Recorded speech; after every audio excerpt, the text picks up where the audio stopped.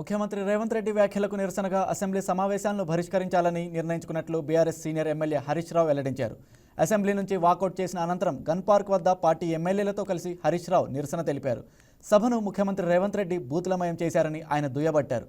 CM వ్యాఖ్యలపై నిరసన తెలిపేందుకు ప్రధాన ప్రతిపక్షంగా తమకు అవకాశం ఇవ్వాలని సభాపతిని కోరితే ముఖ్యమంత్రిని విమర్శించవద్దని ఆయన చెప్పడం ఏమిటని ప్రశ్నించారు. తాము ప్రశ్నిస్తే అడ్డగోలుగా చిల్లర మాటలు మాట్లాడుతున్నారని ఆగ్రహం వ్యక్తం చేశారు. రేవంత్ రెడ్డి ఎదుటివారి మీద బాడీ షేమింగ్ చేస్తున్నారని, వీధి రౌడీలా మాట్లాడుతున్నారని విమర్శించారు. అసెంబ్లీలో ప్రతిపక్ష నాయకులకు మైకు కూడా ఇవ్వడం లేదని ఆరోపించారు. నువ్వు అద్దాలు పెట్టుకున్నావు, ఏంది చిల్లర మాటలు? నువ్వు ముఖ్యమంత్రివా ఏమన్నా స్ట్రీట్ రౌడీవా? స్ట్రీట్ రౌడీలు కూడా నీకంటే మంచిగా మాట్లాడతారు. నువ్వు కేసీఆర్ గారి మీద పదే పదే చావు భాష కోరుకుంటావా?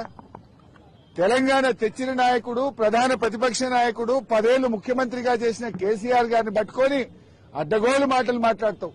నువ్వు ఒక తెలంగాణ ద్రోహివి, నువ్వు ఒక నీళ్ల ద్రోహివి. నువ్వు కేసీఆర్ గారి పట్ల అటువంటి భాష మాట్లాడడం చాలా తీవ్రంగా మేము ఖండిస్తా ఉన్నాం. రాహుల్ గాంధీ గారు పొద్దున్న లేస్తే రాజ్యాంగం చేతిలో పట్టుకొని తిరుగుతాడు.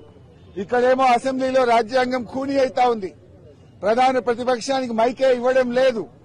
అందువల్ల మేమందరం కూడా ఇక ఈ శాసనసభలో కూర్చున్నా వేస్తూ మైక్ ఇవ్వకుండా ముఖ్యమంత్రిని తిట్టద్దంటాడు. స్పీకర్ గారు ఆన్ రికార్డ్ అక్కడ కూర్చొని మీరు ముఖ్యమంత్రి గారి మీద విమర్శ చేయొద్దు అంటాడు. అనొచ్చా అట్లా? స్పీకర్ ముఖ్యమంత్రి గారి మీద మీరు మాట్లాడితే మీ మైక్ కట్ చేస్తా అంటాడు. మరి మేము ఉండేందుకు అసెంబ్లీలో?